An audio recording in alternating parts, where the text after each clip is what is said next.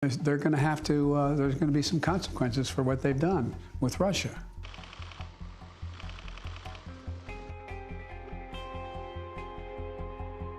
Saudi Arabia is not siding with Russia. Saudi Arabia is taking the side of trying to ensure the stability of the oil markets.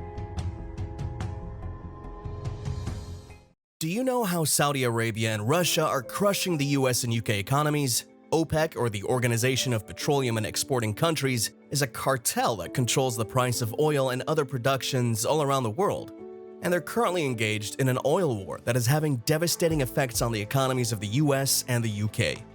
In this video, we'll explore the devastating effects of Saudi Arabia and Russia's economic warfare on the US and UK, and how this is causing inflation and unemployment in the US and UK.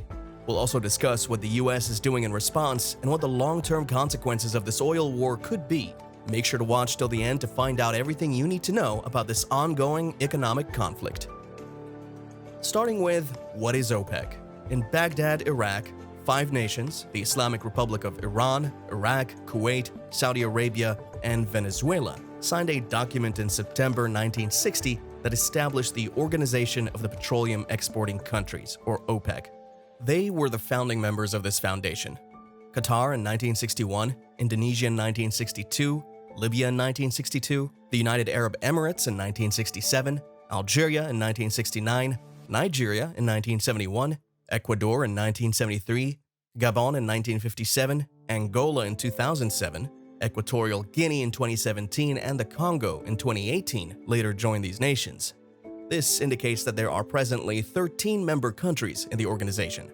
In order to guarantee a reliable, cost-effective, and efficient supply of petroleum to consumers, the Organization of the Petroleum Exporting Countries' purpose is to coordinate and harmonize the petroleum policies of its member countries and to maintain oil market stability.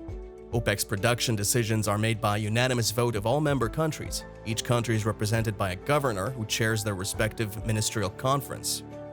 But how does OPEC control the price of oil and other productions all around the world? By controlling the production of oil.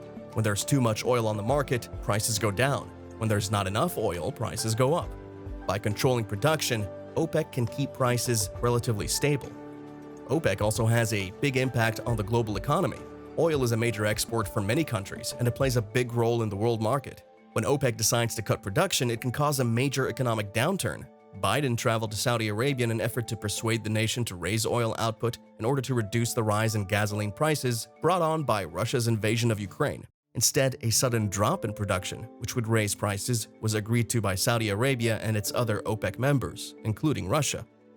OPEC decided to reduce oil output by 2 million BPD starting in November during its first face-to-face meeting since the COVID-19 outbreak began, citing the uncertainty that surrounds the global economy and oil market outlooks. The actual reduction would be between 1.0 and 1.1 million BPD due to sanctions on OPEC members like Russia, Venezuela, and Iran, as well as production difficulties in Nigeria and Angola. Following the news, the benchmark Brent crude price increased 1.7% to $93.29 per barrel. The price of Brent was about $79 per barrel at the beginning of the year. 2 weeks after Russia invaded Ukraine in March, it climbed past $127, reaching its highest level in 14 years. Inflation and living expenses may rise as a result of the rising oil prices in nations that purchase their oil in US dollars. This output cut will have a significant impact on the United States, which is due to have midterm elections in November. This will cause inflation to spike, lowering US President Joe Biden's already dismal support ratings. The decision of OPEC is totally against the US and UK economies and is creating trouble for them. Additionally, the action may make things harder for places like Europe. Many European countries have set a limit on the price of Russian oil, but Putin has declared that Russia would stop exporting to those nations if they enforce the limitation. The Financial Times study suggests that additional supply declines might occur at the same time as OPEC's cutbacks. The action may also thwart attempts to deny Moscow oil money in the wake of Russia's invasion of Ukraine. This whole situation is putting strain on Saudi Arabia and US bilateral relations. An important American friend in the Middle East is Saudi Arabia. For decades, Saudi Arabia's security forces have relied on American supplies, instruction, and service support, ostensibly as a counterweight to Iranian military sway in the area. Somehow, even if Saudi Arabia takes the chance and doesn't change its decision, the US will be in trouble too.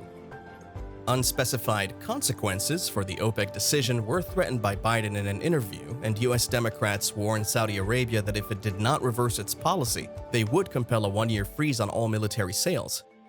But before we move on, you're not subscribed to the BizStudy YouTube channel, are you? That's why you need to subscribe before the end of 2022. We'd like to get to 50,000 subscribers, and please subscribe so we hit our goal and reach many more people like you. The next video will be even better, so please subscribe, and thank you so much. Back to the video. Why would Prince Mohammed jeopardize one of Riyadh's most important ties to support the struggling Russian government? And what impact will this development have on oil prices and Russia's ability to continue the war? A $500 million investment by a Saudi company in the Russian oil giants Gazprom, Rosneft, and Lukoil at the start of the Ukraine conflict, or Riyadh's decision to double its purchases of Russian oil for its power plants in the summer to free up more of its own crude for export, may have been cited by those who believed Biden's trip to Jeddah was doomed from the start. Sheikh Mohammed bin Zayed Al Nahyan, the president of the United Arab Emirates and a major OPEC supporter, traveled to Moscow to meet with Putin in person. All of this suggests that Russia has become increasingly important to Saudi Arabia and its allies this year. However, to stop the crises, the US has signaled to pass a NOPEC bill. But what is this NOPEC bill about? And is it possible to pass this bill? The White House announced after the vote that it will engage with Congress on new tools and powers to lessen the organization's grip over energy prices, an apparent allusion to potential support for NOPEC. With the bipartisan NOPEC measure, the sovereign immunity that has shielded OPEC countries and their national oil firms from litigation would be removed from U.S. antitrust law. If passed into law, the U.S. Attorney General would have the right to file a federal court lawsuit against the oil cartel or one of its members, such as Saudi Arabia. It's not quite obvious how a federal court might make a foreign country comply with judicial antitrust rulings. Attempts by the United States to influence the market, such as the anticipated release of 165 million barrels of oil from the emergency oil reserve between May and November, might potentially draw criticism. But over the last 2 decades, there have been several attempts to approve NOPEC, which has long alarmed Saudi Arabia, the de facto leader of OPEC, prompting Riyadh to vigorously advocate for the measure whenever it's discussed. Previous iterations of the NOPEC bill have failed due to opposition from the oil industry, particularly the American Petroleum Institute, the leading U.S. oil lobby group. But frustration about gas costs, which this year helped push inflation to its highest level in decades, has grown in Congress. According to some observers, NOPEC may have unforeseen consequences, such as the potential for other nations to retaliate against the United States for withholding agricultural output to assist domestic agriculture. Saudi Arabia, for instance, in 2019 threatened to sell its oil in currencies other than the dollar if Washington approved the NOPEC bill version. The dollar's position as the primary reserve currency would be weakened, Washington's influence in international commerce would be diminished, and its capacity to impose sanctions on sovereign governments would be weakened. The kingdom may also elect to purchase at least some weapons from nations other than the United States, which would hurt the rich defense contracting industry in the US. While the other way around is that the UK can implement a no-cap strategy on Russian oil. A crucial component of the G7's proposed price restriction will be the UK's impending prohibition on offering marine transport services for the shipping of Russian oil, which would significantly restrict Moscow's access to the world tanker fleet unless the cap is adhered to. With 60% of the world's protection and indemnity cover written there, the UK is a leader in marine insurance. One of the essential services that make it possible to transport oil by water is insurance, notably P&I insurance, which covers third-party liability claims. The UK Treasury stated in a statement that the prohibition on services, including insurance, brokerage, and shipping, lays the foundation for an oil price cap exemption that will only let other nations to continue accessing services if purchasing Russian oil at or below the cap. And the coalition will decide the level of the price ceiling in due time. Russian seaborne experts are mostly dependent on tankers owned or operated by the EU and the G7. As a result, Russia may find it difficult to move its oil. According to some experts, the embargo may encourage Russian barrels to reach the price ceiling in order to use standard nautical tonnage and services. While this oil war will definitely affect countries on either side, whether it is us or Saudi Arabia.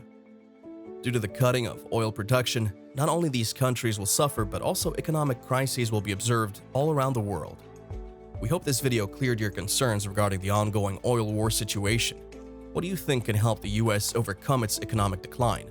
Or will Russia succeed in becoming a superpower? Do let us know in the comments. Don't forget to like and subscribe for more videos regarding ongoing economic crises throughout the world.